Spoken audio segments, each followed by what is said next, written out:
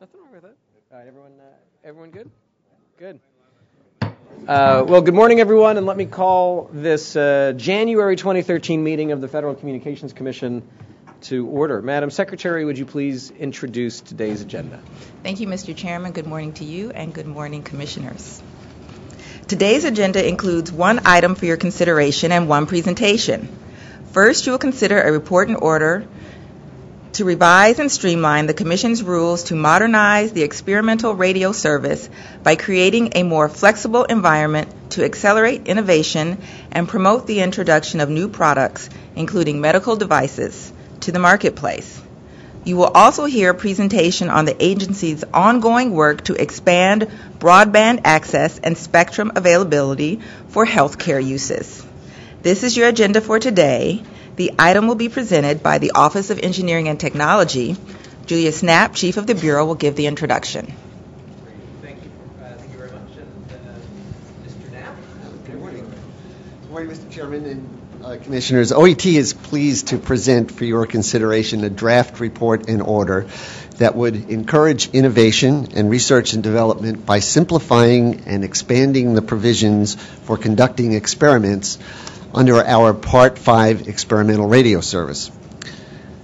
The item would implement recommendations in the National Broadband Plan that the Commission take actions to enhance research and development that will advance the science of spectrum access.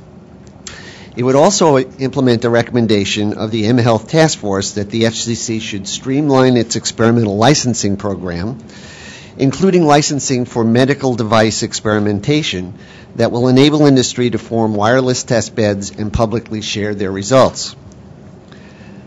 The experimental radio service has been extremely successful over the years in providing opportunities for innovators to test new ideas and shepherd their development to the marketplace.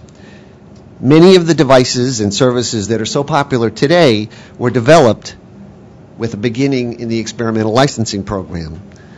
Cell phones, Wi-Fi technology, and medical devices are just a few examples.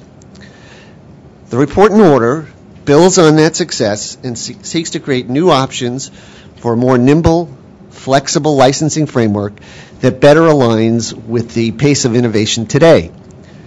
OET has been assisted in preparation of today's report and order by a number of other offices and bureaus, and I'd especially like to thank the Office of General Counsel, the Wireless Telecommunications Bureau, the Media Bureau, and the International Bureau for their many helpful suggestions.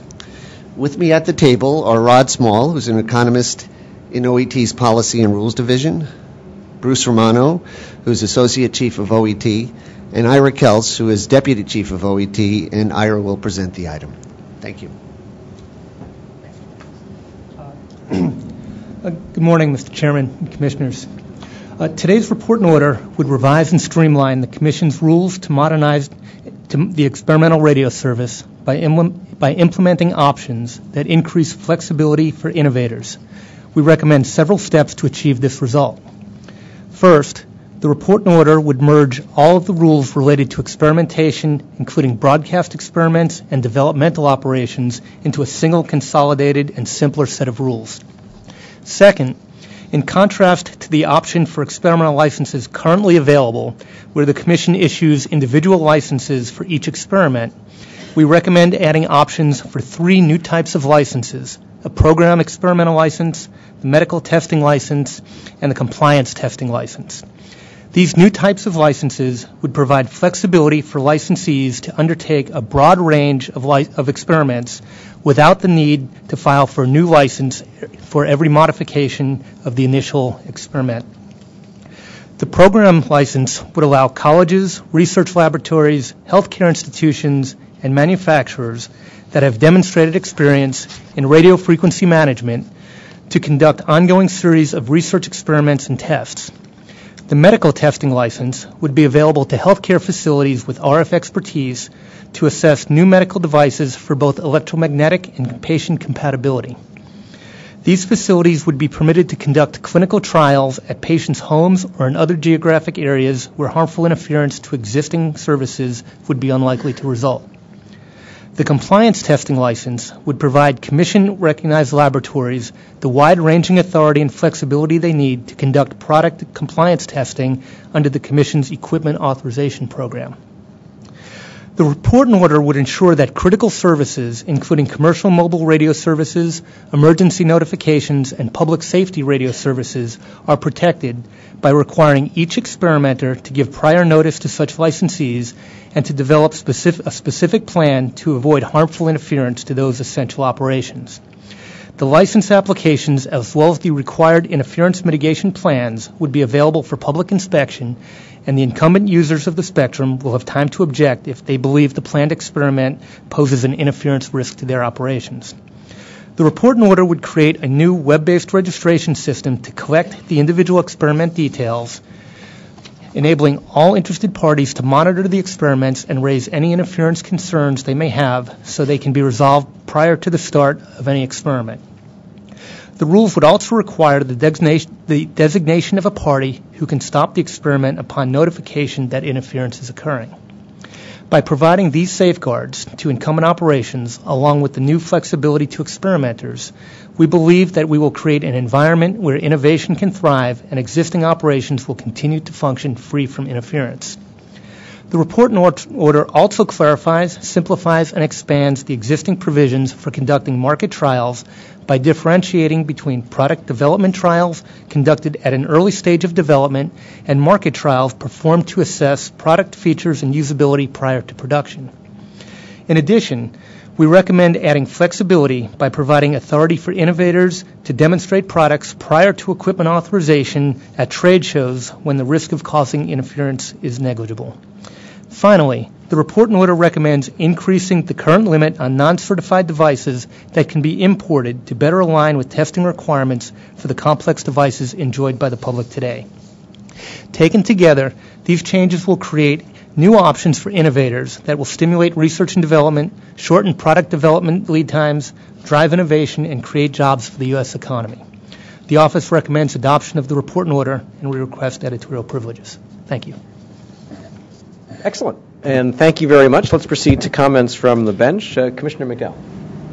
Thank you, Mr. Chairman, just in the nick of time because I just finished it.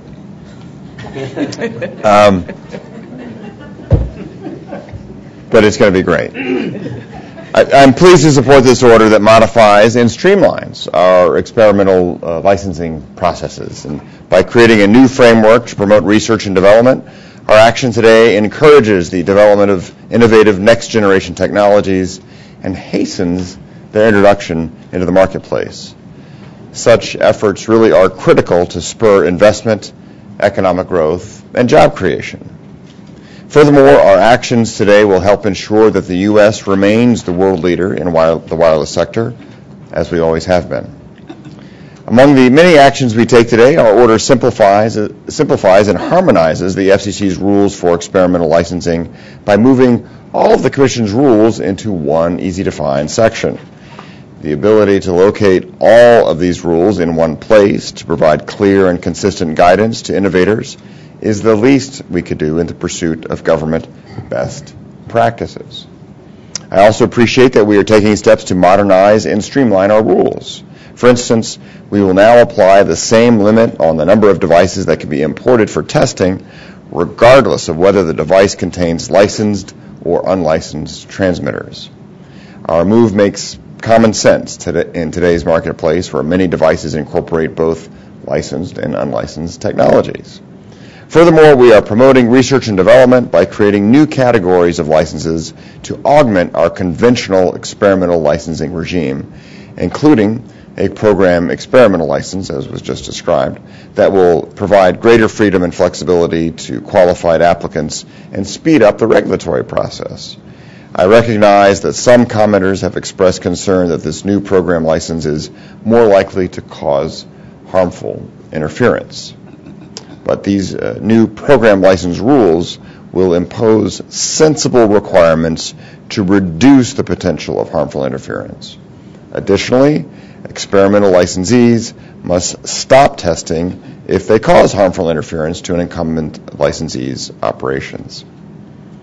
In formulating these rules, we have tried to balance the needs of experimental and incumbent licensees. I'm hopeful that all affected licensees will work with the Commission, and particularly the dedicated staff of the Office of Engineering and Technology. And I see a dream team of public service here in front of us today, so to improve this process if necessary.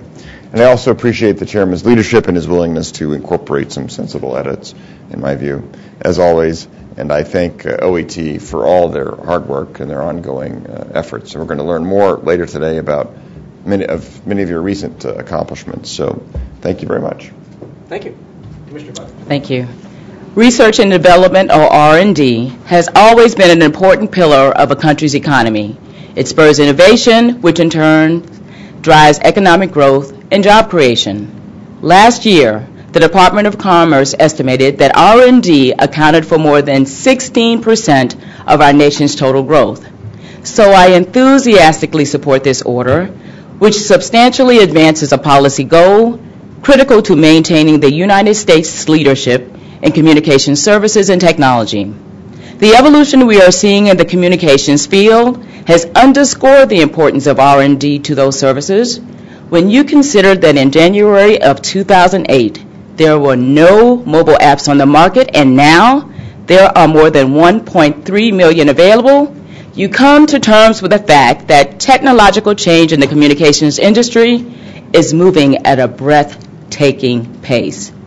To promote our nation's global competitiveness in communications, the federal government must do its part to encourage industry to invest more in research and development. Today's order furthers this goal by comprehensively updating and streamlining our experimental radio service rules. We are establishing 3 new types of experimental licenses and are changing other rules to create stronger incentives for industry to innovate in service and product offerings. The program experimental license will allow universities, research labs, healthcare facilities, and manufacturers of radio frequency equipment to plan more broadly and creatively as they design experiments requiring an FCC license.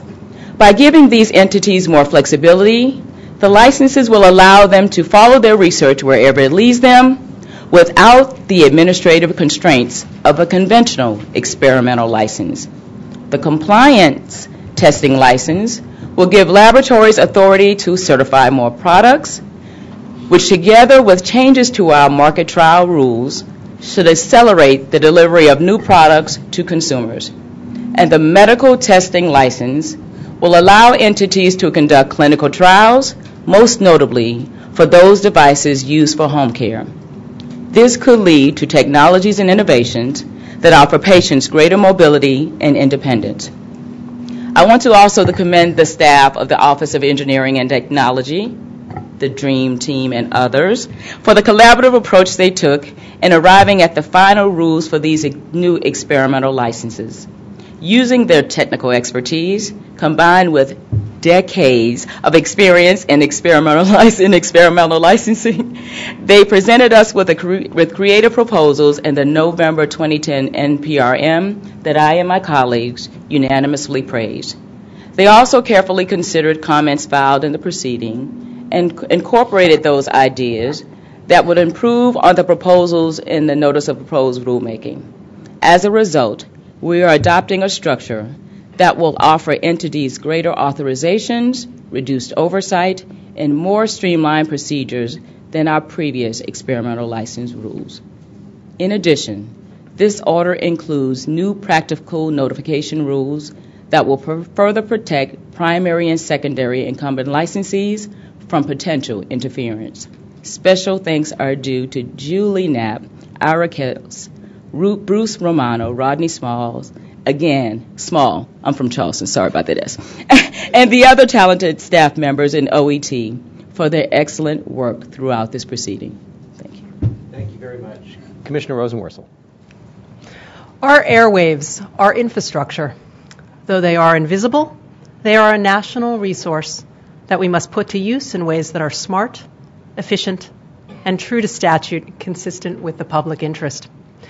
But the demands on our airwaves are growing at breathtaking speed. Look around, and the reasons why are obvious. We are a nation with more wireless phones than people. More than half of those phones are smartphones. 1 in 4 households now owns a tablet computer. We talk, write, read, listen, watch, and create on mobile devices. But what we do today with mobile is only the tip of the proverbial iceberg, because what will emerge in the next few years is a mountain of 50 billion interconnected devices and a whole new world of the Internet of Things. To respond successfully to this seismic shift and growing demand, we must innovate. Innovation will take 3 forms: spectrum, topology, and technology. With respect to spectrum, the Commission has new auctions, including the world's first incentive auctions, on the not-too-distant horizon. With respect to topology, the Commission has already taken steps to expand the use of small cells, including in the 3.5 gigahertz band. Today, the Commission turns to the third leg of wireless innovation, technology. And new technologies do not arrive on the scene without exhaustive study. Experimentation is important and necessary. So we are making changes to our rules to expedite wireless experimentation, providing more upfront and early opportunity to innovate. We do this by creating a new type of license, a program license, to ease regulatory burdens that otherwise might slow down and shackle new studies. We also create new medical experimentation license that will help expand the ways wireless devices can improve healthcare. Finally, we facilitate downstream research by making market testing of new products less cumbersome. In practice, what does all of this mean? It means more power to explore at research laboratories and universities, more ability to play with power levels, and more opportunity to dream big and create. Already, we have seen what experimental licenses have produced: systems to support rocket launches, development of patient monitoring equipment, and new robotic technology for the armed forces. Simply neat stuff. But there's more that we can do on the technology front to further innovation and to manage this growing demand for our airwaves. That is why I want to briefly mention another action the Commission is considering, though not at today's meeting. For the first time in over a decade, we are beginning to take a serious look at how new radio equipment is approved.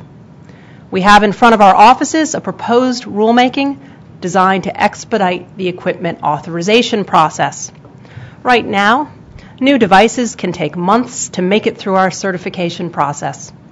Because the number of devices in this process is expanding, our systems deserve an update to meet this demand. By moving new devices through our approval process more quickly, we can put them on the market sooner. So this is an initiative I support, and I want to work with my colleagues to rapidly move forward. Moreover, I think combining streamlined equipment authorization with new experimental licenses will provide a great jolt to wireless innovation. It is an exciting time for mobile technology, and I want to thank the Office of Engineering and Technology for its efforts on both of these items. Thank you. Commissioner Pai. Thank you, Mr. Chairman. Experimentation is a hallmark of the American tradition. Indeed, one might argue that it is America itself. In 1831, for example, Alexis de Tocqueville famously described this country as, quote, a great experiment. And with that last sentence, I have demonstrated to my parents and countless other skeptics the value of an undergraduate degree in what was called social studies. In the communications context, the experimental spirit is reflected in our laws and our regulations. Section 303G of the Communications Act of 1934, for example, directs us to, quote, study new uses for radio, provide for experimental uses of frequencies, and generally encourage the larger and more effective use of radio in the public interest. Our long-standing experimental radio service rules fulfill this mandate. These regulations have been an unquestionable success, enabling a broad range of experiments and testing throughout the radio spectrum while protecting incumbent licensees from interference. And these experiments have led to significant breakthroughs, from the Mayo Clinic's development of patient monitoring equipment to the development of direct sequence spread spectrum modulation techniques used by some Wi-Fi standards, to life-saving technologies such as light-up bracelets that the brand Coldplay distributed at the 2012 Grammy Awards. Today's item improves the experimental license process. It consolidates all the rules that experimenters must follow into one location, Part 5 of our rules. It also creates new opportunities for innovators to more easily conduct experiments that may lead to the next technological success. Overall, I believe that this order will encourage wireless research and development. I'm therefore pleased to support it. To be sure, there's another side of the coin when it comes to experimental radio, and that is the interests of licensees and hundreds of millions of Americans that used licensed wireless services. Licensees must be able to manage their spectrum without impingement, and consumers who rely on licensed services should not be subject to harmful interference. I believe the common sense safeguards embedded throughout the order protect these interests. For example, experimenters may not cause interference to any licensed users, primary or secondary, and must show their work in that regard prior to every experiment. Experimenters that seek to use the critical service bands, such as those involving commercial mobile radio service and public safety, must notify potentially affected licensees. Experimenters must post the details of their proposed experiment on the Commission's web-based registration system. They must provide a point of contact to enable an immediate shutdown of the experiment should a problem occur.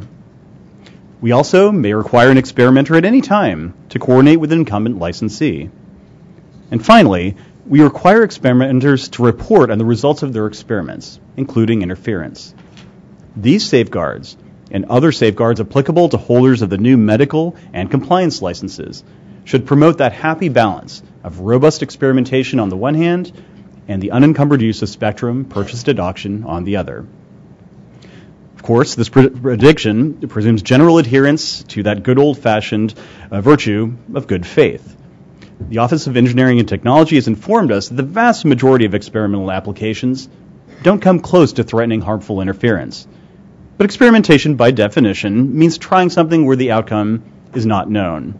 As Amazon CEO Jeff Bezos once put it, it's not an experiment if you know it's going to work. One unintended consequence of an experiment could be interference, and to address this possibility, I hope that in the coming months, OET will establish a formal complaint procedure so that any dispute about interference, if it arises, can be resolved fairly and expeditiously. And it goes without saying that we expect all parties involved to work together, collaboratively, to identify and resolve any dispute before it gets to that point. Finally, the thoughtfulness, institutional knowledge, and hard work that went into this item evince the extraordinary professionalism of OET. I especially would like to thank Julie Knapp, Ira Keltz, Bruce Romano, and Rod Small for their dedication to this effort. I'm grateful to your service to the Commission, and I'm excited to see what American innovation has in store for us as a result of today's action. Thank you, Mr. Chairman. Thank you, Commissioner Pai. And thank you, OET.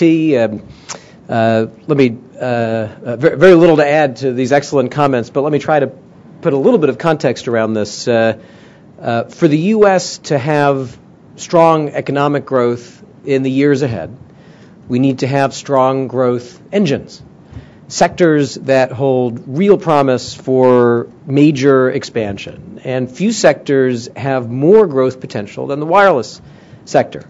Our decision today is important because it helps spur growth in this major area, contributing to our overall economic growth.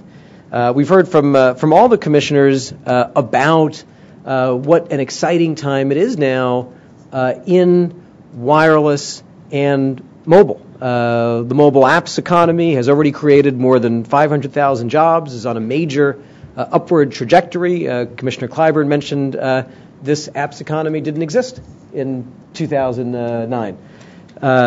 Meanwhile, thanks to massive capital investment, the U.S. is leading the world in 4G infrastructure, the next generation of mobile, making the U.S. the world's testbed for LTE, for 4G wireless innovation. Wireless broadband, we'll hear more about this later, but wireless broadband is also a key platform for innovation, investment in major verticals that have opportunities for growth like healthcare, education, energy. And wireless innovation is also key to U.S. competitiveness in the global flat economy that we have today, in which capital and talent and innovation can flow anywhere. Our global competitors are waking up every day and saying that they want to be the 21st century's innovation hubs in areas like wireless. This is part of our collective effort to say the U.S. is committed to leadership in this area and to having the U.S. be, for the future, for today and the future, the world's innovation hub for wireless. Now, the more experiments, the more innovative products and services. The FCC has always believed that, and we've always provided an opportunity for experimenting in the spectrum area. But what we're doing today is taking our experimental licensing program to the next level to meet the needs of even more rapid experimentation and innovation in the wireless world to help drive our economy. This will help, as you've heard my colleagues say, stimulate R&D, which is essential for new innovation, reduce the time that it takes to get an idea from lab to the market, which is also vitally important.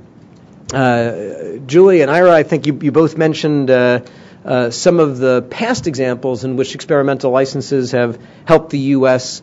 Lead in particular areas. An experimental license, or several experimental licenses, helped the U.S. become the first country in the world to deploy next-generation super Wi-Fi, what some call super Wi-Fi. Experimental licenses have also enabled the development of mHealth innovations. We'll hear more about that in a minute, but we all remember up here the order a few months ago where we approved medical micropower networks, new technologies that literally can help restore functions to paralyzed limbs. That began with an experimental licenses. Experimental licenses have also led to new robotic technology, another major area for innovation and expansion. Robotic technology for military and rockets to support commercial space launches. This is an effort that we've been working on for some time. Julie, it was one of our earliest conversations. What are the things that we can do to help reduce barriers, to accelerate opportunities for innovation around wireless?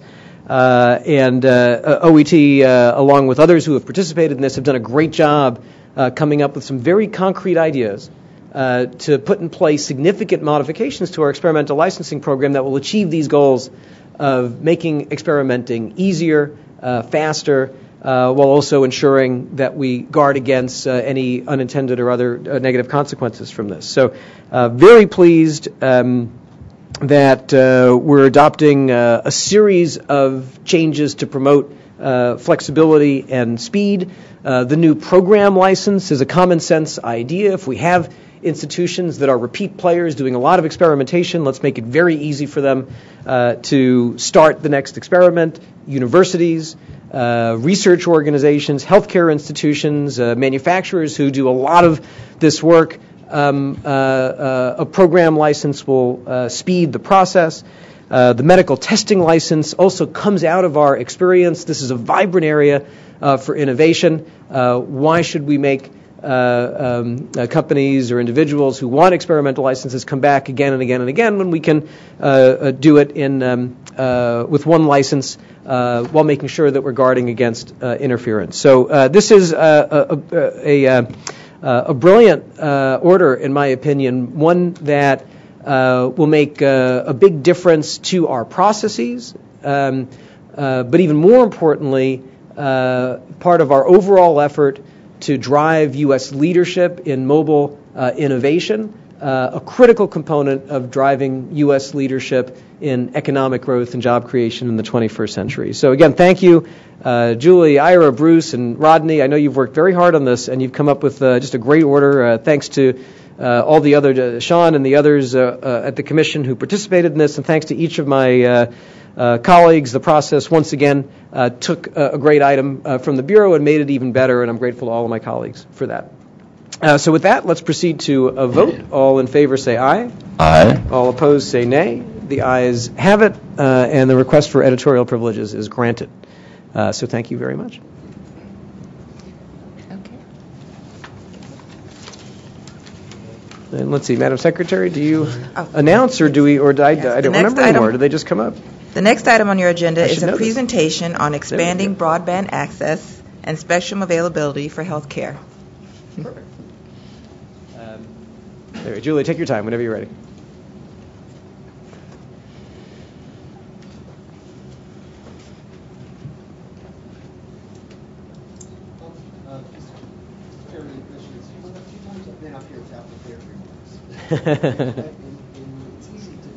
About this because I know the chairman and all of the commissioners have been excited about the work we've been doing to try to support the deployment of broadband for healthcare applications, both wireline and wireless.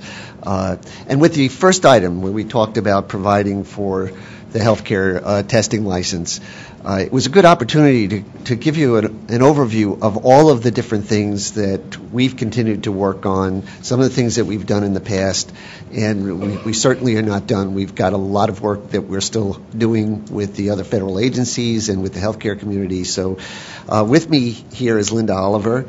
Linda's Deputy Chief of the Telecommunications Access Policy Division in the Wireline Competition Bureau. She is going to kick off the first half of the presentation, and then I'll take the back end of the slides. Thanks. Great. And I think we have some slides as well. Yes. Good morning, Mr. Chairman and Commissioners. Today we are going to present to you a summary of the Commission's recent actions to advance health technology. Broadband-enabled technology has the potential to greatly improve the quality of health care in this country. First, it increases access to health care and medical expertise, especially for patients in hard-to-serve areas. Technologies such as telemedicine and video conferencing allow rural healthcare providers to use broadband connections to access the specialists, training, and resources that are more widely available in urban areas. Second, broadband-enabled technology can improve the quality of patient care by using data to improve healthcare strategies. For example, patients who use a mobile tracking system for diabetes care can receive regular tailored self-care messages. These patients have been shown to achieve significant reduction in blood sugar levels in a year-long study. Third, broadband-enabled technology can reduce healthcare costs by improving the efficiency of care delivery. For example, by reducing the number of face-to-face physician consultations, telemedicine can reduce the costs of medical care among the elderly by 25%. As another example, when patients and doctors can access digital health records remotely, they can reduce duplicative medical tests and can save between 20 and 30% in administrative costs. 4 major Commission areas of responsibility are relevant to health technology. First, the Commission's Rural Healthcare Program uses universal service funding to support the cost of connectivity for healthcare providers. This connectivity promotes telehealth adoption, which in turn expands patient access to care and drives down healthcare costs. Second, the Commission acts to advance both wireline and wireless communication services and technology, thus enabling many medical and medical-associated applications. Third, the Commission provides access to the airwaves, or spectrum, for wireless medical devices and various radio services that support health IT, or information technology applications, while preventing harmful interference. Finally, through the Commission's efforts to implement the 2010 National Broadband Plan, the Commission has engaged in a range of other activities to facilitate health information technology.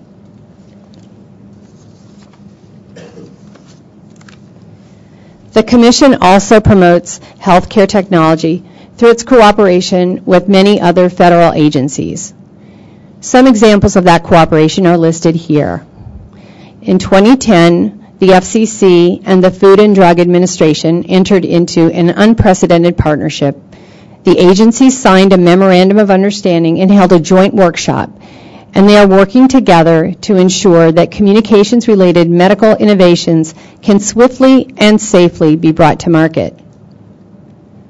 Through a law passed by Congress in 2012 called the FDA Safety and Innovation Act, 3 federal agencies, the FCC, the FDA, and the Office of the National Coordinator for Health Information Technology, which is within HHS, are tasked with creating a report proposing strategy and recommendations for an appropriate risk-based regulatory framework for health information technology. The Commission also coordinates on spectrum issues with the National Telecommunications and Information Administration and with the Interdepartment Radio Advisory Committee. The Commission also participates in the National Institutes of Health Wireless Medical Technologies Working Group. Finally, the Commission has coordinated its work on the Rural Healthcare Program with HHS and its various components, with NTIA, and with the Rural Utilities Service.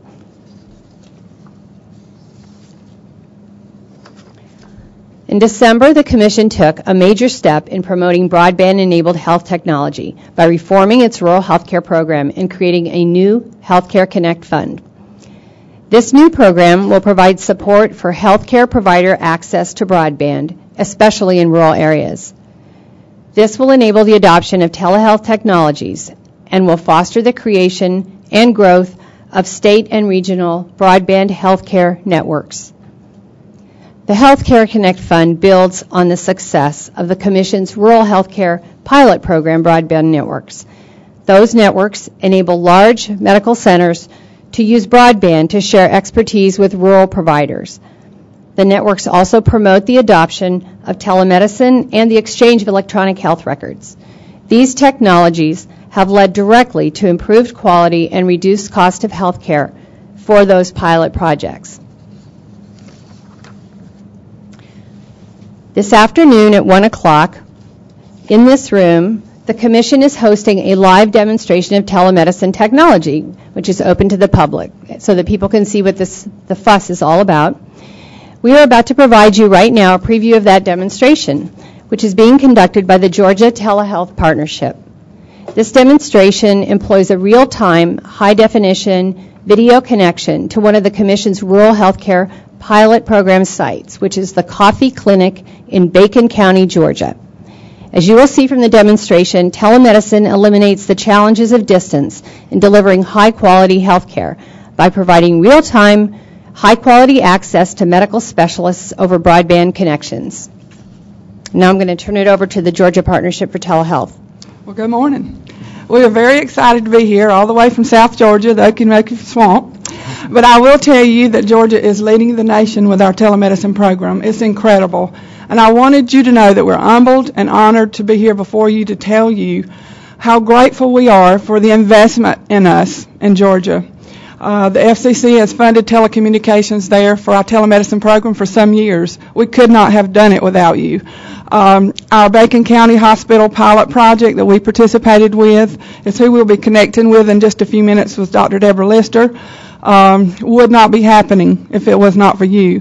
The telemedicine program is incredibly changing lives. It's about an autism patient seeing a autism specialist for the first time in rural Georgia, being diagnosed, a mom knowing how to take care of this child for the first time, a stroke patient being able to receive the medication in a timely fashion so that they literally can be healed from the TPA, and the cost effectiveness of that, of taking care of someone with a stroke, is just astronomical. So I know that your time is limited, and hey, I would love to be able to come back and spend some more time with you, because you are changing lives, whether you know it or not. From up here, I think sometimes you don't always get the clear picture of what we're doing in the rural areas of our country. And we just thank you so much for that. We did last year over 70,000 encounters over our network, and it's going to be doubling that this year. Finally, people are accepting technology as a way to provide very high-quality health care. It is affordable, it's cost-effective. Our Medicaid programs are beginning to see what a difference that this can be. It's not about the technology anymore, it's about applying it. And that's why we've been very, very good at it in Georgia. And so with that, I'm going to turn this over to Dr. Deborah Lister, if they can switch us over. Dr. Lister, welcome to the FCC. We're in Washington. Hi. Okay, can you give us a little more volume over there? How's this, Paula? It's pretty good. Or can y'all hear? Yeah. Okay, let's go ahead, Dr. Lister. Thank you for letting me visit you from South Georgia. I'm at Coffee County in the Coffee Regional Medical Center Clinic, where we do telemedicine, and it's provided access to care for patients who would not otherwise get the care. It's not that it would be more inconvenient for them to go somewhere else. They just wouldn't go. And we are particularly grateful for the FCC's Bacon County pilot project for allowing us to have the bandwidth we need to provide the services. It has just been a godsend, and we surely appreciate it. It has given us high quality and cost-effective service since its inception. We provide services mainly, our majority of our services that we are providing right now by telemedicine is child psychiatry and pediatric endocrinology. We also provide dermatology for all ages. We do pediatric cardiology, and we do adult endocrinology and adult psychiatry and adult rheumatology. I know your time's limited, so let's give you a demonstration of how our equipment works when we do the presentations to the specialists. As you can see, this is a still picture. Now we can take pictures while we're doing the live use of the equipment. We can freeze it. And so a specialist can look at an eardrum, which this is. They can see the ear canal. You can actually see a little wax debris on top, and you see a hair across the ear canal. You see the bones behind the eardrum and the light reflex. The quality of the pictures and the equipment is just so good that sometimes the specialists actually say they can see things better with our equipment than they can in their office with their equipment. Okay, let's go to let's show you something else. Let's show you a throat. You can see when you're using the equipment live, you can see the actual uvula at the top of the throat move. You can see if there's normal blood vessels, if there's any swelling, if there's any abnormalities. Let's go to something else. Let's show them the eye. Now, I told them when they were taking this demonstration, they'd been up too late last night. Look at the blood vessels in the corner over the square of the eye. You can see. Paula, this is one of your people. But you can see the quality of the pictures here. That's very good. Okay. Now, this is something very interesting. We can show skin lesions. We can show moles. We can show that. But look at a fingerprint. We can actually get fingerprints. And sometimes we do some genetics consultations with a geneticist, and they want to look at things that sometimes fingerprints can be important as well as some of the other things we can look at. Okay, go back to me and I'll tell them something else. Okay, now it takes a while to set, not a while, it takes a few minutes to set it up, but we have a Bluetooth stethoscope. We can do heart sounds and lung sounds.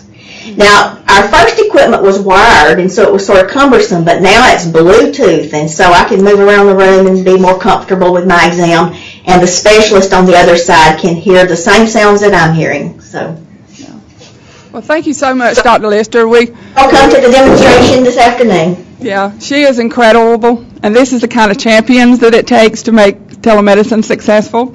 I wanted to introduce you, Dr. Jeff Kessler. This is Les Evans, a liaison who works with me, who's operating our, by the way, this is laptop. You can see those same images. You can use iPads, phones. The physician, you got to make it easy for them. So if they're able to use wireless now, I'm telling you, wireless is going to change the world. And I'm telling you, I can connect right now to Dr. Lister using my iPad or phone with 4G.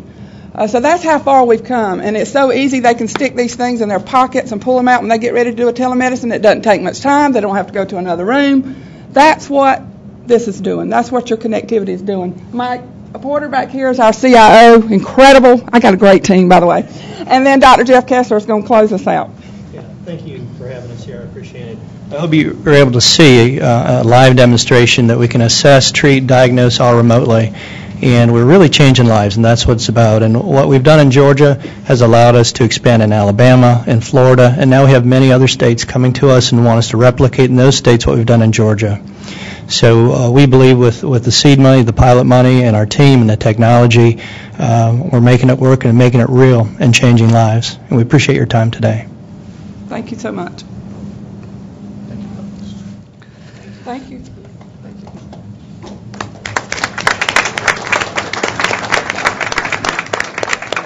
Thank you very much. We'll have more to say, but that was an inspiring presentation, and thank you so much for coming to the FCC from Georgia.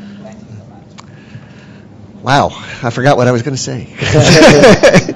One of the things that was really exciting here was to watch that you have both wireline, wireless, and unlicensed all merged together doing these wonderful things, and the combination is more powerful than any one of them. That's just struck me. I'll say a little bit about some of the things that the Commission has done over the recent years. If we can get the slide deck back up. Some of which have been mentioned already. It was in 2009 that we actually revamped the rules for the medical device radio communications service. This is the service that provides for the programming of implantable pacemakers, defibrillators, also provided for very low power monitoring devices for glucose and so forth. In November of 2011, we provided rules for medical micro-power networks to restore motion to people who have lost it. We also granted a waiver about the same time for retinal implants to restore a sense of vision to people who have lost their eyesight. We approved rules for medical body area networks in May of 2012, which is a whole brand new concept to improve the ability to monitor patients not just in the critical care unit, but as they move through the hospital, and if they're starting to slip unexpectedly in the current environment where that might not have been caught, these new systems can do that and prevent any further degradation. We just today expanded our experimental licensing program, and also, although it was not a specific action, with the growth of M2M over the commercial wireless networks, they are becoming an essential tool, too, for providing medical services and applications.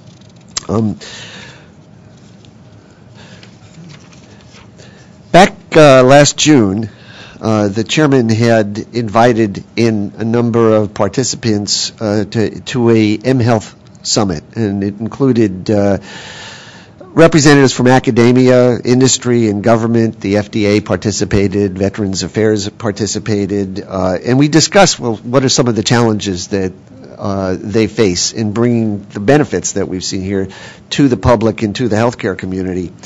And following that meeting, they established an mHealth task force, and in September of 2012, it was a pretty fast turnaround, just a couple of months, released a report and recommendations to the public. And the report set the goal that for mHealth technology, it should become a routine medical best practice within 5 years. So the mHealth task force made a number of recommendations, and we believe we've implemented about 85% of them. And not to dwell too much on each one, we've enabled the wireless test beds. We've created the Healthcare Connect Fund and the Broadband Adoption Lifeline pilot. We have taken the work that we did on M-bands, and our international bureau is looking to take that worldwide, and so that these same technologies that were developed in the United States can be used in other parts of the world. We have been enhancing coordination. One of the things that sometimes is is not known by people, just how often we meet with FDA, National Institute of Health, and other federal agencies to try to make sure that all the parts of government are working together on this. They also asked that we begin the hiring process for a permanent director of healthcare initiatives. The posting is up. We've got a terrific slate of candidates, so we're working through that process to improve the interagency alignment and data sharing cooperation. We've been working on that with other agencies, and to launch the FCC.gov/health website, which is up and running as well. So there's been a lot going on. We've got a lot ahead of us, as Linda mentioned. Under the FDA Safety and Innovation Act, we're tasked with developing a report. It's about a year from now. We've been actively meeting with the FDA and the other federal agencies to work on this. So there's more that will be announced shortly on the specific actions that are going to happen in that area. That wraps it up. Jobs, a lot accomplished, but a lot left to do. Thank you. Well, thank you, both of you, Julie and Linda, and our wonderful guests from Georgia here and remotely. Let me give my colleagues a chance to comment on what we just heard. Commissioner McDowell. Thank you, Mr. Chairman. This is a terrific idea to have this presentation here today for us to learn, but also for the public to learn how what we do here at the FCC fundamentally improves human lives, and how absolutely vital that is. And that gets lost in the translation. Sometimes when you get lawyers and engineers trying to produce something, it's hard for us to find the right language to illustrate what was just illustrated, especially from Georgia. And I want to thank the folks from Georgia for coming up, and also from sending their electrons up here. And for those of you from the Northeast, I think we should have Commissioner Clyburn translate for anyone who may have missed anything in that, afterwards. I was going to say something. I was going to hold it, but I said, finally, a dialect I understand. Thank you. Thank you so much. Bless you. I hope you brought some sweet tea and hush puppies up with you. So, among my Brunswick favorites. stew or something. There you go. Exactly. Now you're talking. Ooh, I'm getting hungry. But many thanks to Julie and Linda and your entire dedicated and talented team for your diligence in finding ways to advance the use of health technologies. And early in my first term as a commissioner, I learned firsthand how important telemedicine is to patients, especially in the most remote parts of our country. In fact, my first trip as a commissioner was to Alaska for many reasons. And there I was able to see how medical images from the distant corners of our least densely populated state were transmitted to specialists not only in Anchorage, but in other parts of the country sometimes. And such remarkable technologies allow patients to avoid expensive and sometimes treacherous plane rides in Alaska in particular, which has a high rate of plane crashes due to the weather. And as such, I've always wanted to find ways to improve the universal service healthcare program, and I commend Chairman Janikowski again for his leadership in crafting the reform order that we adopted last December. And also for many years I've maintained that the Commission should find ways to make it easier for cutting-edge technologies to be used more quickly by the healthcare profession and consumers alike. Being able to use the latest technology will make it easier for doctors to monitor homebound patients' health, among other things, and will fundamentally improve the everyday lives of those with paralyzed limbs, as you've illustrated. So I really do appreciate receiving this valuable update, and I look forward to working with my colleagues to find additional ways that we can streamline and remove regulatory barriers that will improve consumers' access to health care through innovation. And again, what we do at the FCC, folks need to understand, actually does a lot to improve the human condition, and this is a very demonstrable way that we do this. So thank you very much. Thank you very much. Commissioner Clyburn for translation. One of the most important lessons I learned from the Recovery Act and our National Broadband Plan, and so eloquently reemphasized by you, is that if we are to ever realize the maximum benefits of broadband technologies, than government agencies, industry, and the private sector, and all of you must be willing to collaborate and innovate in novel ways. This need is most acute in those key policy areas where our nation must improve in order to stay competitive. And I do not believe that it was arbitrary that healthcare led the list in this section of the National Broadband Plan. According to some reports, the U.S. ranks as low as 37th in the world for health care system performance, but spends more on health care per capita than any other nation. This presentation and other reports make it clear to me that access to high-capacity wired and wireless telecommunication services can play an important role in shifting these rankings by improving patient outcomes and reducing healthcare delivery costs. When the Department of Veterans Affairs implemented a national home telehealth program, it found that this coordination in patient care demonstrated a 25% reduction in the number of days of bed care and a 19% reduction in hospital admissions. Telenor, a mobile telecommunications provider, estimated that mHealth can reduce the cost of medical care for the elderly by 25% by reducing the number of face-to-face consultations needed and allowing seniors to live more independently. Therefore, I commend the chairman for directing the commission staff to expedite rule-making proceedings that will enable the healthcare industry to take greater advantage of the recent innovations in communication services. Wireless medical micropower networks that the chair mentioned could help restore functions to paralyzed limbs. M-bands, those networks of wireless sensors, often no bigger than a Band-Aid, can transmit vital data to a patient's doctor or hospital and thereby allow patients to be fully monitored. And in December of last year, the order to implement the Rural Health Care Connect Fund was monumental. The fund expands healthcare providers' access to broadband, especially in rural areas, and encourages the creation of state and regional broadband healthcare networks, and we see what is possible. By providing a 65% discount for both services and infrastructure, the fund promotes healthcare provider participation in the program. It also authorizes a new pilot program for skilled nursing facilities, which promises to offer optimal care for patients who are too sick to stay at home, but not ill enough for hospitalization. But as the chairman has made clear in numerous statements about the mHealth Task Force, the commission needs to do more.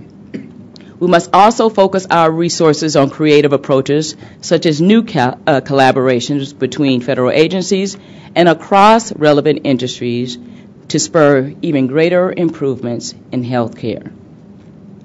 The demonstration today by my neighbors in South Georgia. South Carolina is my home, just in case you were wondering.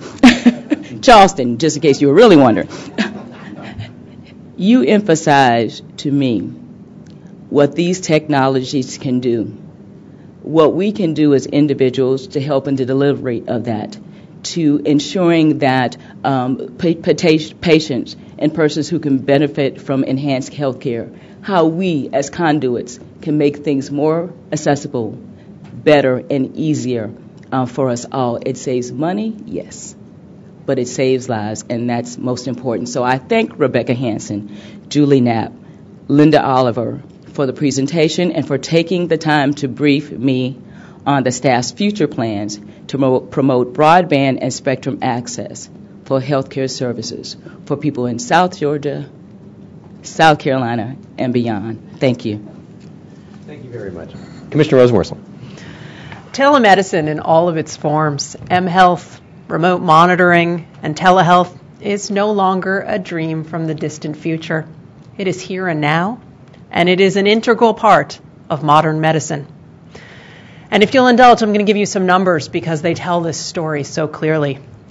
The American Telemedicine Association estimates that more than 10 million Americans directly benefited from telemedicine services last year. This is double what it was only 3 years ago. More than 5 million Americans had their medical images read remotely last year, and 1 million Americans currently benefit from remote cardiac monitoring for implantable devices. In hospitals, a full 10% of all intensive care unit beds now use telemedicine in some form. Add to these numbers the tens of thousands of mobile health applications available on smartphones, and you quickly get the picture. Technology is changing the nature of medicine and the way it is practiced in communities in urban areas, rural areas, and everything in between. And as we've heard today, the Commission's already contributed to the success of telemedicine by across the board increasing access to wireless and broadband networks that support a range of new health IT applications. But the best is yet to come. Anytime, anywhere, healthcare technology is bound to be the foundation of medicine in the digital age. Yet, there will still be challenges, some internal to this agency, others at its margins. So going forward, we must work with our federal partners at the Food and Drug Administration and the Department of Health and Human Services to make sure that our efforts are always in concert. Moreover, we should strive to make sure that digital age care is not fenced by state borders and old rules premised on local paperwork. To this end, it is important to study how the Service Members Telemedicine and eHealth Portability Act has helped streamline rules and foster the use of telemedicine across the country, improving health care and reducing cost. So I want to thank the Wireline Competition Bureau, the Office of Engineering and Technology, and especially our friends from South Georgia for coming here today. And we appreciate your efforts so far and look forward to the good things ahead. Thank you very much. Commissioner Pai. Thank you, Mr. Chairman. And thank you, Julie and Linda, for that presentation and as well for your briefing earlier this week. It really is amazing when you sit and look at the page to contemplate how far we've come in recent years. And I'm also excited, of course, at where we are going to go in the years to come. I'm also pleased that we got to see at least a snippet of the practical application of all the reforms we've adopted in recent years. And to that end, I want to thank Paula, Mike, Dr. Kessler, remotely Dr. Lister for that presentation. You had me at coffee and bacon, I've got to say, but you're going to keep me with the issue of rural health care. I grew up in a rural area to a family involved in the healthcare industry, and so I know firsthand the challenges involved in providing cutting-edge medical services to people who don't live in a big city. And it's a challenge, but it's a challenge that communications technology can meet, and I can't wait to see what other parts of the country are able to do when they're empowered in the same way that you are. So thank you for everything you're doing. And what you've been able to accomplish is concrete evidence that the pilot program, which we established in 2006, has been a tremendous success. According to an evaluation done last year by the Wireline Competition Bureau, the pilot program has resulted in improved quality and lower costs of healthcare in rural areas.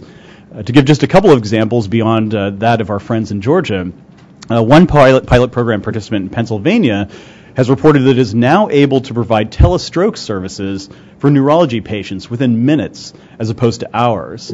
And you don't need me to tell you that that is potentially a life-saving difference for stroke victims. Similarly, in South Dakota, another pilot program participant has told us that its electronic intensive care unit has substantially reduced the average number of days the patient must stay in the ICU. That has obvious health benefits and has carryover psychological benefits for their friends and families while they're undergoing medical treatment. So I'd like to take this opportunity to thank everyone at the FCC, now and in years past, who worked so hard in creating and implementing and reforming the Rural Healthcare Pilot Program. I'm pleased, as my colleagues are, that we voted last month to establish the Healthcare Connect Fund, building on the lessons that we've learned from the pilot program.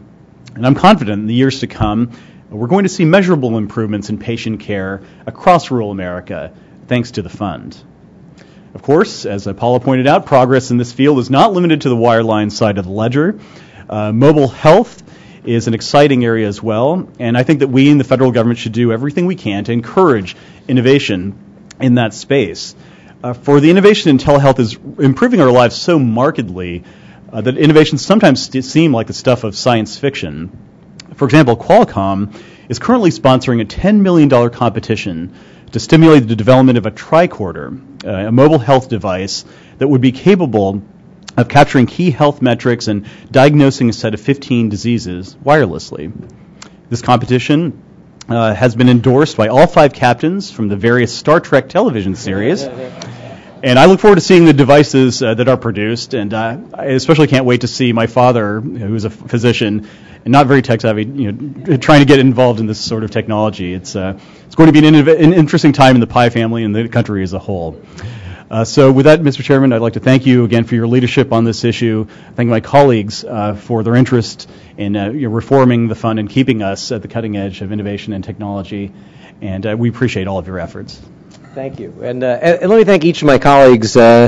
This is one of many areas where we've all worked closely and well together to harness the opportunities of communications technology to benefit the public. I do want to thank our tremendous staff. We've worked well together here, but without Julie and Linda and Rebecca and everyone else who's been involved in this, there's so many people actually, and if you've heard from the large array of actions that we've taken, it's very exciting. And then, of course, our friends from Georgia showed us in very practical, meaningful ways the kinds of things that new technologies allow, not will allow, but already allow now. What we'll see over the next 5 years is going to be even more amazing compared to this. But we've all seen around the country on different trips that we've taken, and now it's just wonderful that we've been able to share this with the public at a commission meeting, the ways in which modern communications technologies are driving greater success in this area. I do want to point out that there are 2 sets of beneficial results from all of this work. Looking at it as a healthcare vertical, as we heard from our friends from Georgia and from our staff, these technologies and the actions that we've taken are driving improved healthcare results and lower costs. And that's a big deal just standing alone because of the importance of healthcare. The other thing that's happening is that this is driving new economic opportunities in the United States. New products, new services, a new area, another area where the U.S. can lead the world. And so the reason that we're all working together to drive forward on things like experimental licensing and the other areas that you've heard, it's really both. It's let's do everything we can to improve health care for Americans and lower their costs, but let's also identify that we're going to create broad economic opportunities if we can do our part to get this right. You've heard from Julie and Linda and from my colleagues the various lists of areas where we've taken action in the last 3 years. I wanted to make the point that we should see those also in 2 buckets. There are a number of things that we've done that are very specific to the healthcare area. The creation of the Health Connect Fund, building on the Rural Healthcare Pilot Program, was a health-related action. Mobile body area networks, medical micropower devices, the retinal approvals, all medical-related actions. These are all very important, and we do understand that we need to do a lot of work inside the vertical. It's also important to understand that a number of the major horizontal actions that we've taken also have big positive effects on healthcare-related technology, innovation, et cetera. And so the experimental licensing reforms that we did earlier today have horizontal benefits, but they'll have very particular benefits to healthcare. The same thing is true for our overall universal service reform for a number of different reasons. One is we do identify anchor institutions in that reform as part of our goal. The other is this is an ecosystem, and connecting people to broadband is important for getting the full benefit of the technologies for people. If you are an elderly woman with diabetes in South Carolina or Georgia, but you have the ability in your home to consult with a doctor, a nurse, a dietary consultant, that can make a huge difference both in the burden on you in getting that kind of preventive care and also the likelihood that people will get it. So connectivity to the home, as we pursued in USF, is so important, remains important. And the mobility fund that we created as part of the USF reform is important for similar reasons. And so as you'll remember, in our reforms, we created for the first time, we identified for the first time universal mobile access as an independent universal service goal. The FCC had never done that before. We funded it, and we have already conducted the first ever reverse auction to distribute funds to extend mobile universal service so that someone can connect to emergency services or their doctors, their family, wherever they are, not just in their home. That, too, has enormous benefits for healthcare and medicine. And I want to mention our Lifeline program as well. This relates to universal access. If we don't figure out ways to provide broadband access to the lowest income Americans, we will also not get full benefit, take full advantage of these opportunities. There's very clearly the danger of a digital divide when it comes to the healthcare opportunities relating to broadband. And it's why through our various programs, including Lifeline, it's important that we get it right. A couple of other points. Julie mentioned a couple of things that I just wanted to emphasize the importance of. One is our cooperation with other agencies of government who are working in this space. Obviously, HHS has the government's lead responsibility for healthcare-related policy, and we have worked in a very positive way with them over the last few years. You heard about what we did with the FDA, the first ever MOU to work together to unleash innovation in and around medical devices while protecting consumer safety. We continue to work with the FDA. And this is part of, I think, how we're all seeing the FCC's role in this new world of technology. We have here at the FCC a horizontal expertise, an expertise in these new platforms, wired and wireless broadband, that are creating these tremendous opportunities. And a very large percentage of our work is getting those horizontal infrastructures right and everything around that. But we also see here that this infrastructure is transforming and can continue to transform in positive ways very important verticals.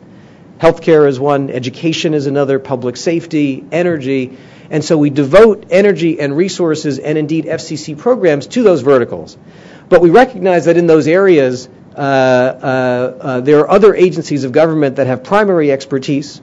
We have the expertise in communications technology. So working together well is what Americans expect of their government. All of us here have been committed to that, and I have to say all of the agencies we've worked with around government have been committed to that as well, and it's one of the reasons why we're seeing so much progress in this area. And then finally, in terms of coordination, I'm glad that we heard a report on the mHealth coalition and work that we've done. Having all of us here recognize that we can get very positive input from the different parts of the non-governmental ecosystem.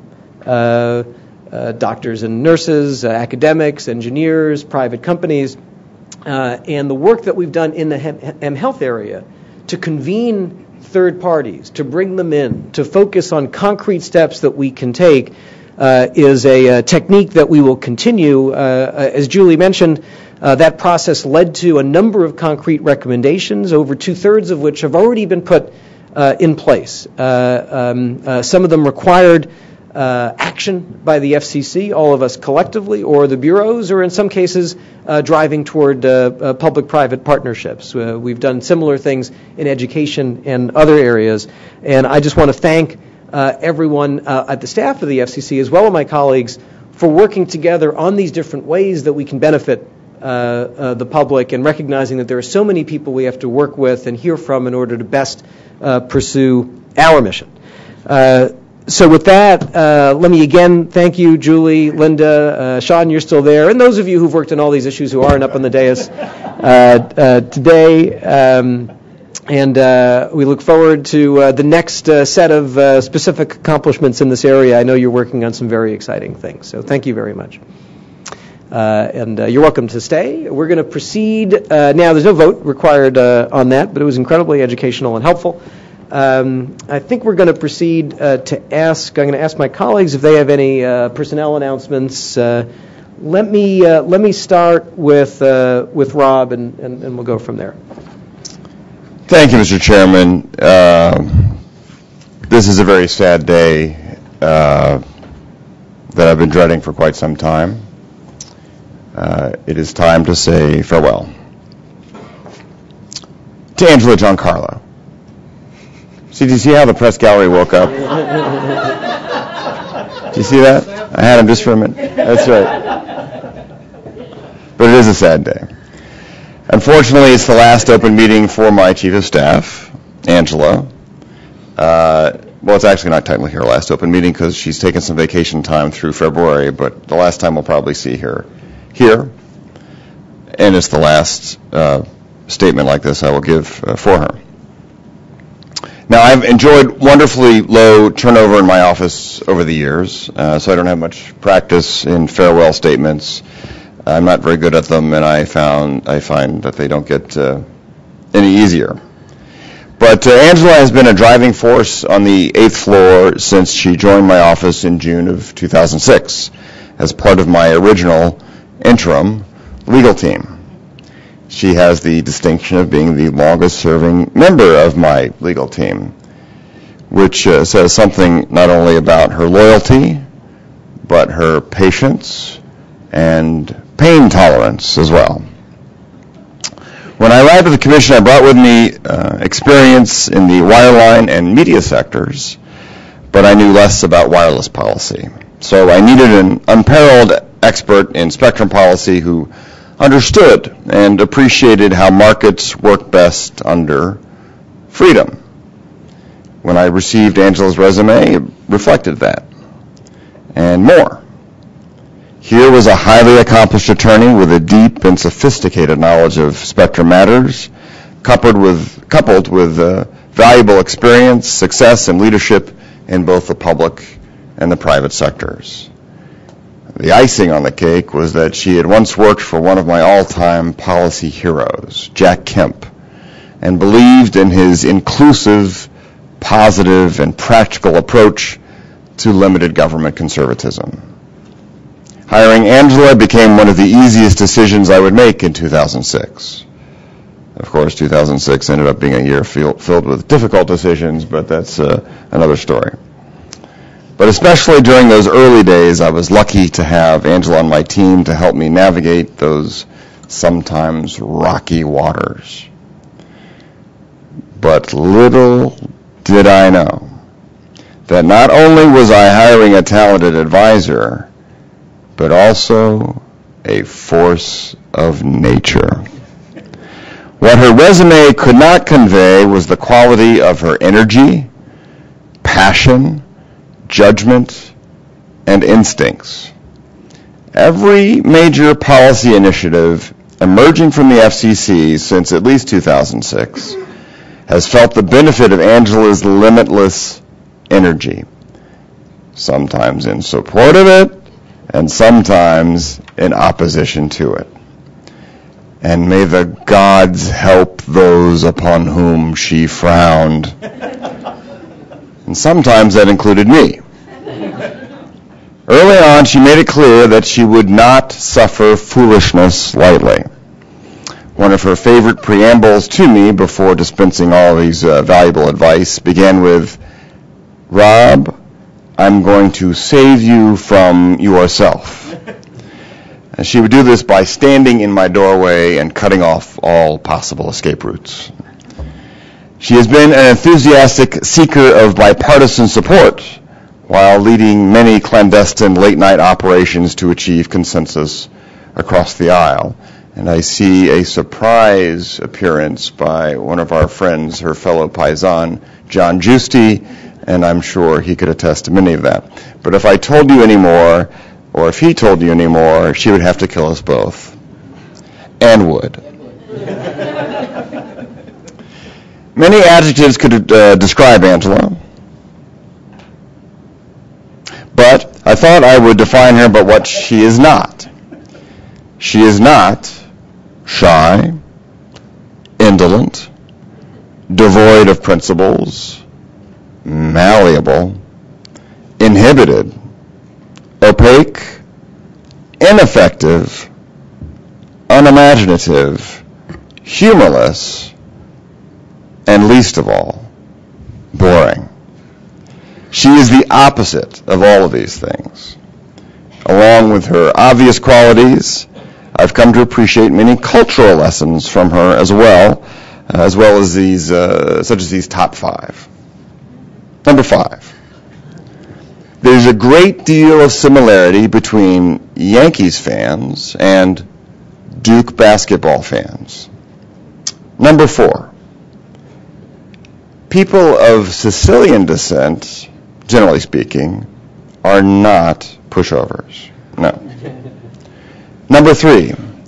Someone is not really Italian unless their mother was Italian, so you must always ask. Number 2. Apparently, it is not possible for me to even become an honorary Italian, and I will never know why. And number 1, to quote her, vendetta is an Italian word for a reason. Now, we've had a lot of fun over the years, but more importantly, the American people have been very well served by her tireless and thoughtful dedication to making sure that all of us here at the FCC get it right. Wherever Angela lands after she leaves the commission, she will be a dynamic success, no doubt. And the FCC will be lacking a very talented public servant. The American taxpayers have enjoyed a fantastic bargain with Angela Giancarlo. We will miss her, so please join me in wishing her well.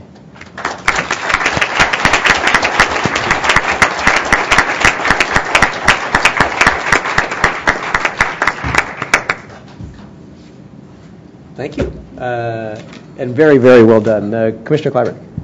Allow me to do this in 2 parts, Mr. Chairman. First, allow me to acknowledge 3 very capable law clerks that have come to our office for the spring semester, even though it's chilly. It's hard for me to say spring. I'm cold.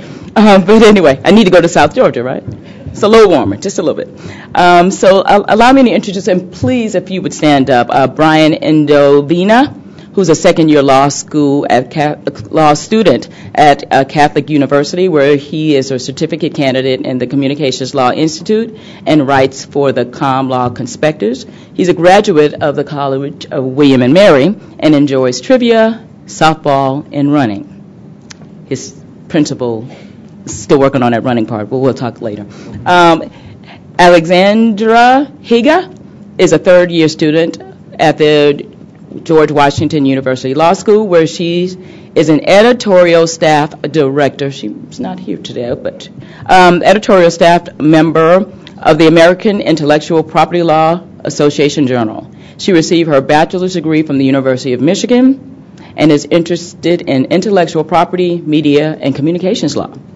And Brittany Vendries is a third-year law student at Howard University.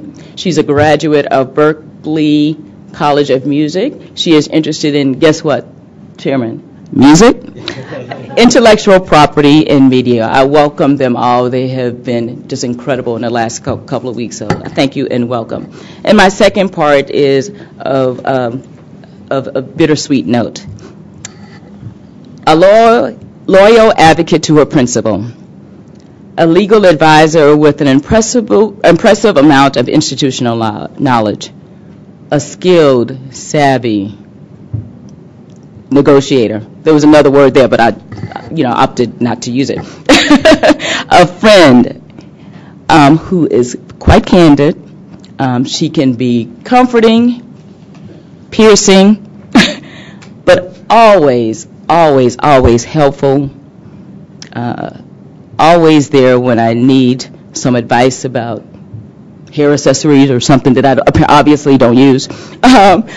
I appreciate this woman. I will miss this woman. I have grown used to her walking the halls, making me laugh.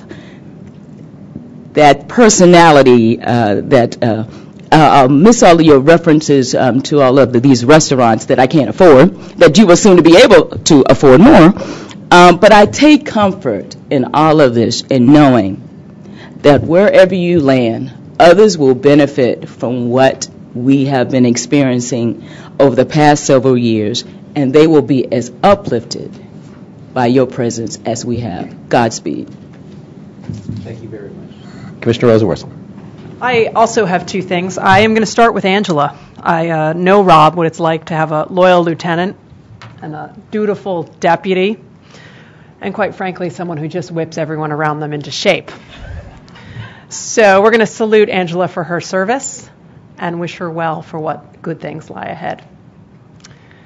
And from those who are going to those who are coming, I want to welcome to my office Marquita Boozer, who joined my office as staff assistant from Commissioner McDowell's office. It appears we're cleaning you out.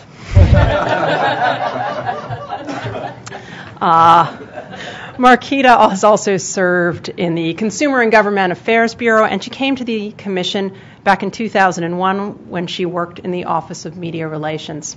She has terrific knowledge about how this agency operates. She's smart, she's savvy, and she's even keel, and we are already benefiting from having her on board. So welcome, Marquita. Thank you very much. Commissioner Pike.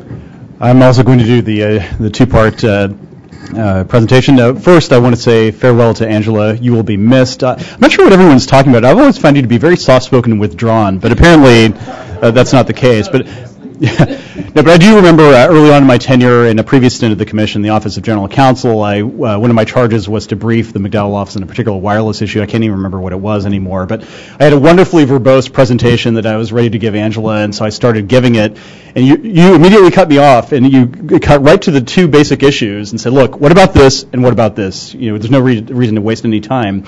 And you were exactly right. You identified the two issues at hand, and whatever it was, we got it resolved very quickly. And from that moment on, I thought, this is a woman who knows how this place works, who knows the wireless industry, and I was very impressed from then, and that's continued on in this current iteration at the Commission. You will be sorely missed, both by Commissioner McDowell and by the rest of us here.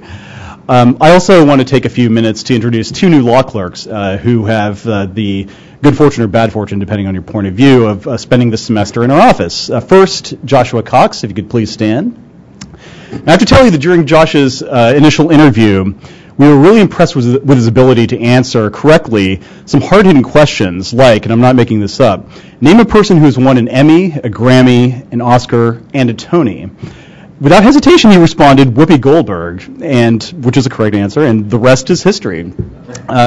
Speaking of history, Josh grew up in Fredericksburg, Virginia, and he graduated from Virginia Tech with a degree in history.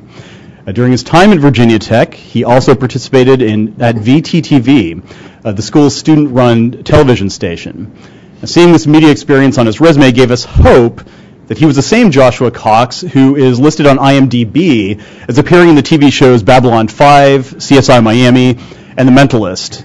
Now that he's here, those hopes have been dashed. But in any event, following graduation, Josh worked as a legal assistant at a small law firm in Alexandria, Virginia for about 2 years, specializing in bankruptcy and commercial law.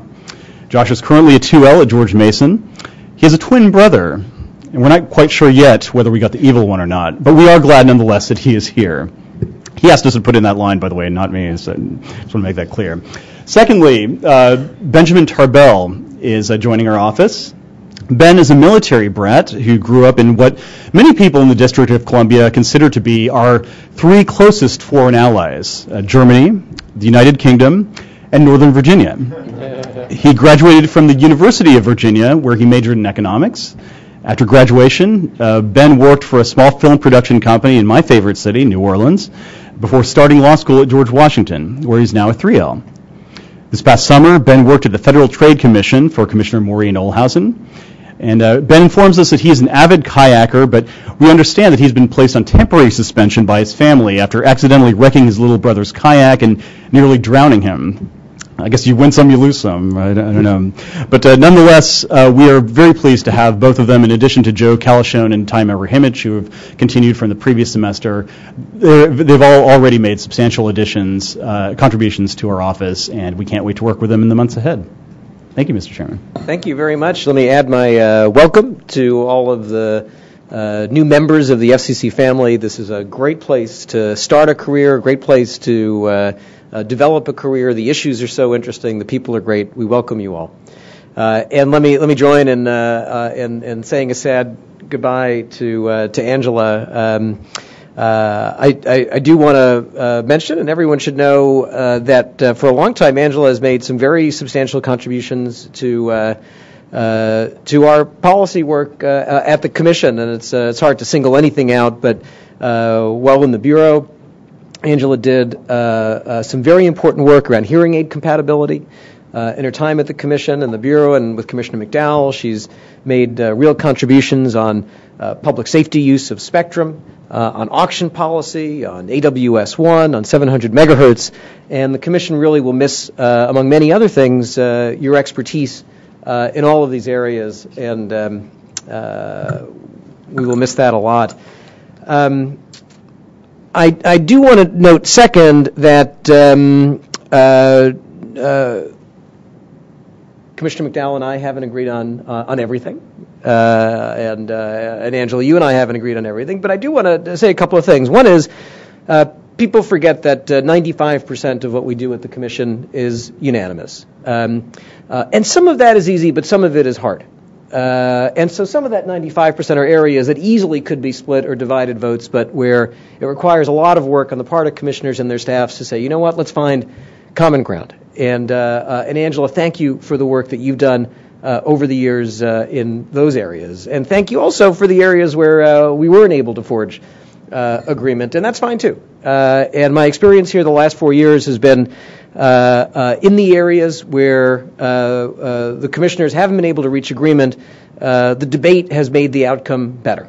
And that's the great genius of our system, public advocacy, debate. We don't always agree on everything, but we've been able to hear, thanks to my colleagues here and thanks, Angela, to people like you, to engage in vibrant discussion, to make decisions, and to move on to the next issue in a healthy way. And that can't happen without not only the commissioners, but great staff like you being committed to that.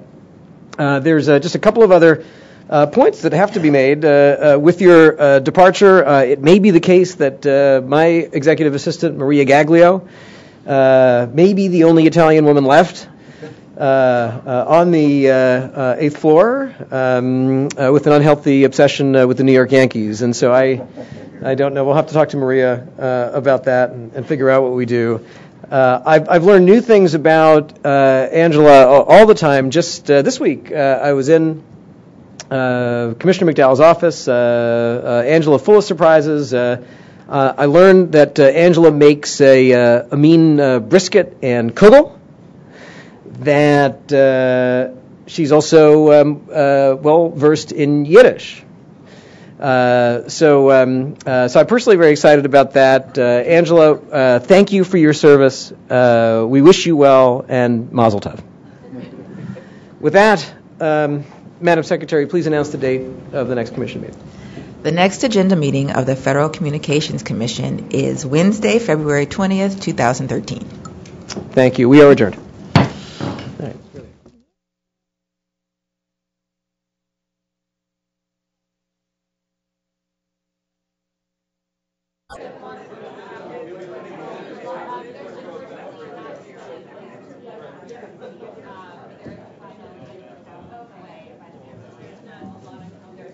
Okay, if we're ready for the Chairman's press conference, please. Hey, everyone.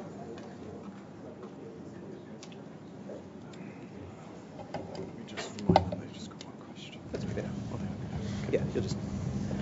But go ahead. So we have a new member of the press corps here today, Alina. Welcome. And so if I could just remind you, if I could just ask you to introduce yourself, your organisation, and we'll just have a question each as we go along the table. Sure. Thank you. Thank you. Who would you like to start with today? Mr. Chairman, Paul Kirby with TR Daily. There's been some speculation now that the election is over and the president's second term has begun that you might be leaving soon. Can you give us any sense of if and when you might be taking off? Well, if you're asking me whether I'm leaving, I'll tell you that I have a lunch reservation in 10 minutes, and so we should keep the press conference moving. In the near term, but not that near of a term? 10 minutes. I'm sure I have the exact same question as he does. The other question I had was the mention of the new position of Director of Healthcare Policy at the FCC. What is the time frame for hiring somebody on that? Well, the time frame for all our open hires is as soon as possible. You know, to me, the quality of the people we have at the agency is our single most important asset, so the timing will be as soon as we can. Brooks Bolick, Politico. I just want to point out for those of y'all from the northern climes, it's not all about hush puppies and sweet tea, and that Alma, the county seat of Bacon County, Georgia, is the blueberry capital of the South, and so she should have brought a blueberry pie. Why not just go ahead and vote today on the media ownership proposal? Well, I was going to ask you first on Beast on the Southern Wild and whether you think it's going to win the Oscar. I think Lincoln. I'm betting on Lincoln all the way. Can we go down the line? On media ownership, the commissioners continue to deliberate. We're in active discussions, and we'll continue that as we do our work. Hi, Mr. Chairman. Todd Shields, Bloomberg News. With apologies, I'm going to ask the same question. Maybe we'll get a little more. I mean, what are your plans? How long are you staying? Are you going to leave? It's a new presidential term. Often the FCC chair departs fairly early in a term. So what please are your plans? Todd, I've answered this many times. As you see, I'm working hard every day. We have a terrific agenda. I'm focused on the agenda, and that's what I'm going to continue to do. Thank you. Tom Risen, Policy and Regulatory Report with the Financial Times Group.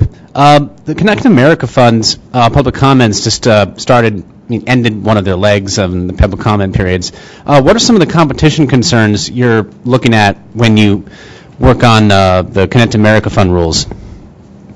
Well, I'm going to ask you to elaborate on your question a little bit, because I'm not sure what you're getting at. The national broadband map for underserved areas. What are some of the competition, some of the concerns that you're looking at as the rulemaking continues? Yep. Well, in the Connect America Fund, which, as you know, is a major overhaul of a program that spends about $4.5 billion a year, that until our reforms last year was spending that money very inefficiently on telephone service, and we turned it into an efficient, accountable broadband fund. And so we're very excited about that. We have a lot of work to do on that. I mentioned the Mobility Fund earlier today.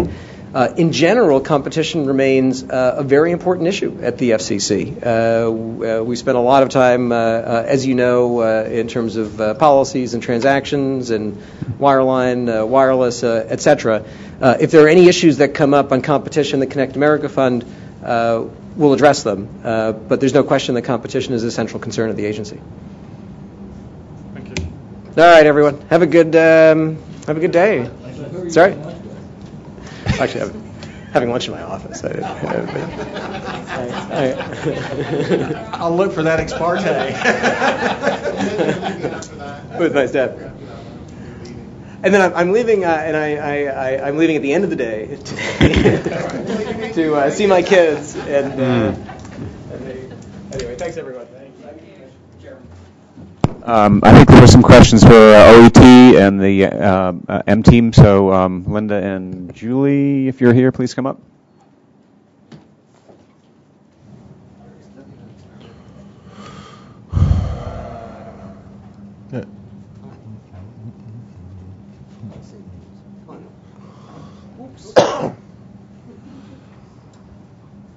I'm not sure which license it is. The program license. There's a geographic area that you guys. How I don't understand that. Can you talk a little bit more about how you set a geographic area? What that is? Sure. There's not a specific restriction on the size of the area. It could be, for example, you'll have some companies that have a fairly sized campus or universities. What we would not allow under one license would be, for example, a multi-campus university. They'd have to get approval for each location. And in the context of this, you'd also want to be mindful of the impact on any other services nearby. There was a lot of back and forth in the proceeding in the docket from companies about how much pre-coordination would have to be done, whether that would be done before the license would be issued. We have the press release, we don't actually have the item yet. Can you give us any sense of changes or cuts that were made in terms of in response to that back and forth? There was Boeing, the CTIA, and the wireless folks weighed in late. Clearwire was there throughout on that issue of the pre-coordination. Yeah. In the item, we try to be clear about, first of all, it's a limited number of parties that are eligible for the license, places like universities, research centers, and so forth.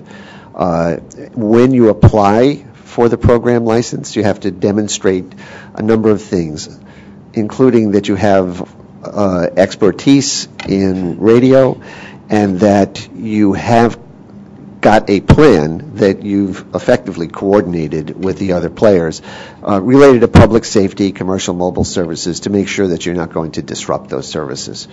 And as we mentioned in the presentation, the plan is open for public review and for anybody to raise any concerns. And then after the program license is issued, there's still safeguards in place, because if there were interference at any time, we could require the operation to cease immediately. How many days for the review beforehand? That was another issue, is how many days folks will have to look at it online to see if there might be a problem to raise an objection? Well, bear in mind, that's not the first opportunity, because when the program license is submitted, they're describing what it is they're going to do. So they will have laid out in advance all of the safeguards that they plan to take. There was some discussion about how long, if I make some changes in my experiment, there's a period where you're putting that up on a website to let people know about those changes. We envision, once it's set up, that other parties can get automatic feeds for that. So the period, I think we still are at 10 days, but you have to put this in the context of all of the other safeguards that are in place. And do you anticipate the item perhaps coming out today? I don't know if it'll be today or tomorrow, but it should be close. Tom, do you have go ahead. anything? Yeah, I was wondering, would this impact the ability of people like companies like Google to get the? I mean, there's been a lot of talk about the experimental radio license that Google wants. Is this going to impact any ability for companies like that to petition for one? So, without commenting on any specific company, you can still get an experimental license the way you did before, so we still have our existing program in place. What this does is give a bit more flexibility if you're going to be adapting your experiment at particular locations as it evolves. So this is providing additional capability and flexibility beyond what we have already. Yeah. Just on the medical license, I think I mentioned that you would be able to experiment with people in their homes. I'm not quite sure how that works. Sure. So there are some applications that have been developed for healthcare to be able to monitor patients once they leave the healthcare facility, and as those things are being developed and evolved, it provides an opportunity before they're actually go to the marketplace and are widely distributed to try them out and make sure that they're performing the way they're intended to. I just have one more question. One of the issues in response to NPRM was for-profit folks said it shouldn't be limited. And I think it was the research one, the universities and colleges, just to nonprofit. Is that license was not opened up? Is that right? Yeah, in looking at that, we went back and have expanded the eligibility for the program license beyond what we proposed. So it's expanded. Oh, right. So for-profit are eligible as long as they can show those qualities. Right. So as long as you can demonstrate the expertise in RF management and so on and so forth, there's not a whole lot of limit. I mean, it's limited sets of entities, but the manufacturers of devices and things would qualify. And you changed the names of the licenses a little from the NPRM as well. Yes, slightly. Yeah. Okay. All right. Thank you. Thank you very much. Thank you. Okay. Good enough.